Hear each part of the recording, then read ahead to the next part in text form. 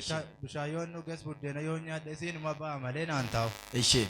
Achi isaan booda halkan immoo gaafa nas taa'u aku mastaxabaa 5 mastaxabaa 4 nas taa'u jechuudha mastaxabaa isa guddaa.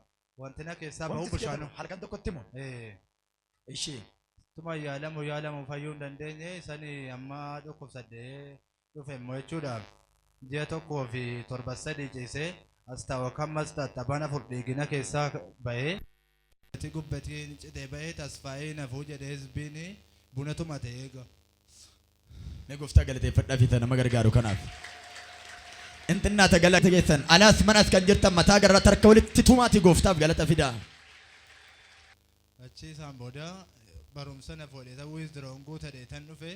Asitti immoo dhukkubsadhee hospitaalaan galee. Opereeshinii taatadhame. Garaachi koo iddoo lamatti citee ture gaafa sinnaa kadhattan jechuudhaan gubbanni bokokee. Garaan kee bokokaa ture gaafa sana.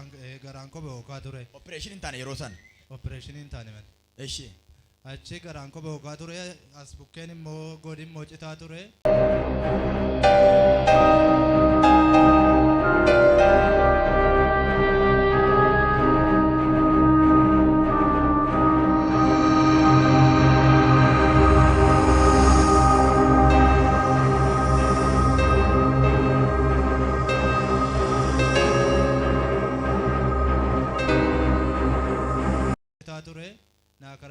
Kiristoos opereeshinii si godhee reettanii isaan booda opereeshinii si nafee galataaf dhaabbachuu dhufe.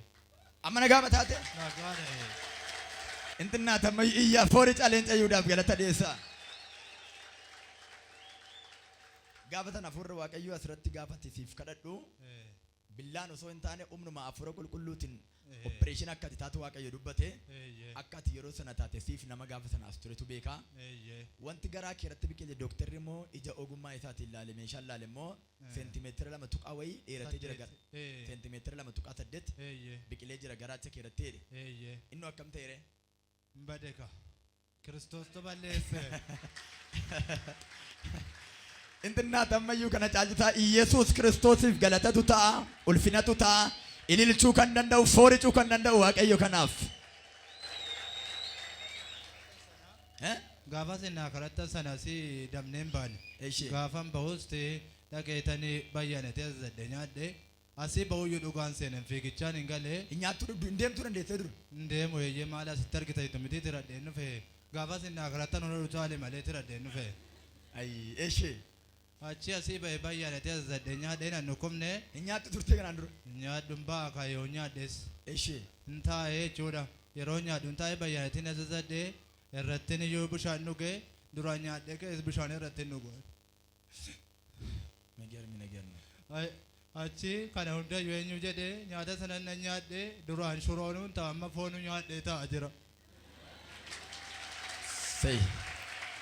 Miilla isaatiin ka'ee dhaabbatee ulfina kennuu kan danda'u gooftaa Iyesuus Kiristoosiif. Sagalee kana caaluun iyyee fooricee isa du'aa kaasu isa hidhaa kaasu Iyesuusiif. ሃሌሉያ! ክብር ለሱ ነው፣ ጩኸት ለሱ ነው፣ ፉጨት ለሱ ነው። እግዚአብሔር ትልቅ ነው። ሃሌሉያ! ኖራ ኡልፋዳ ገለኒ ሳካ ዋቀዮቲ ቃምኒ ከ tokko du'ee ture harki kee tokko gaafa sana takkatti kan jechaa ture harki kee tokko maal hojjetu? Hin hojjetu.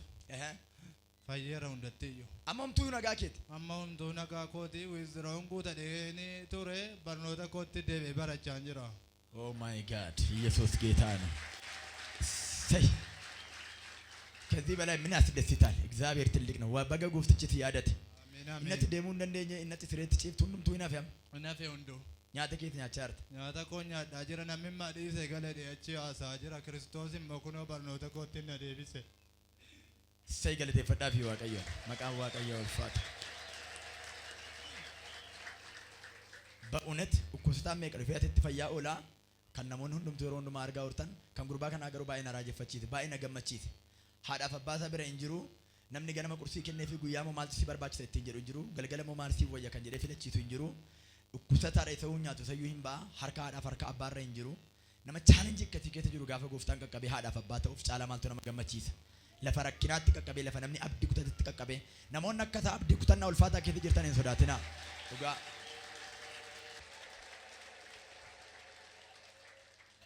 baga gooftaan si gargaare Ameen. baga araarsaa si baay'ate Ameen. dhugaadhumatti gurbaan kun isa gaafa kadhatamee fi fakkaataa bifumti isaa Fakkaadhu. eh Fakkaadhu. maqaan isaa ulfaatu bara baraan Ameen. dhugaa baay'ee na gammachiise si haa eebbisu ammas ayyaanni isaa ammas araarri isaa si duukaa ta'u Ameen. milkaa'ina nagaan naqe Ameen. galateeffadhaa fi gooftaa